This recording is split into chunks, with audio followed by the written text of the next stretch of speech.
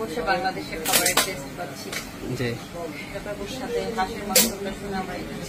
তনির নতুন স্বামী তার জন্মদিনে রুবায়েত ফাতেমা তনিকে বিয়ে করার কথা অবশেষে স্বীকার করে নিয়েছেন। স্বামী সাদাত রহমান মারা যাওয়ার ৩ মাস পরই লন্ডন প্রবাসী সিদ্দিককে বিয়ে করেছেন রুবায়েত ফাতেমা তনি, যে খবরে সোশ্যাল মিডিয়া এখন উত্তাল।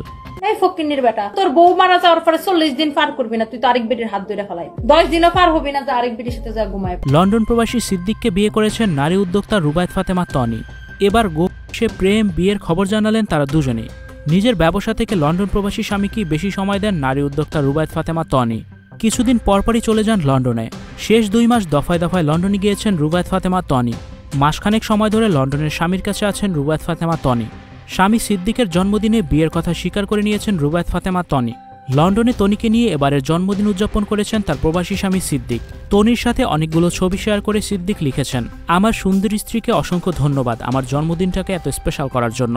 সিদ্দিকের সেই পোস্ট আবার ভালোবাসায় ভরিয়ে দিয়েছেন রুবায়েত ফাতেমা তনি। আবার স্বামীর জন্মদিনে তনিও ভালোবাসা উজাড় করে স্ট্যাটাস দিয়েছেন। সেখানে তনি লেখেন, একদিন যথেষ্ট নয় তোমার মতো স্পেশাল মানুষের জন্মদিন উদযাপন করার জন্য। কয়েক মাস ধরে সবিজে তনির নতুন প্রেম বিয়ে নিয়ে অনেক খবর শোনা গিয়েছে। লন্ডনে গোপনে আংটি বদল করেছিল তনি ও সিদ্দিক। বিজনেসের কথা বলে লন্ডনে সিদ্দিকের কাছে যেতেন রুবায়েত ফাতেমা তনি। তনির প্রবাসী এই স্বামীও বিবাহিত, তার 2 সন্তান আছে। তনির প্রেমে পড়ে সেই স্ত্রীকে তিনি ডিভোর্স দিয়েছেন। সাদাতের মৃত্যুর 1 বছর পার না হতে নতুন জীবন শুরু করেছেন রুবায়েত ফাতেমা তনি।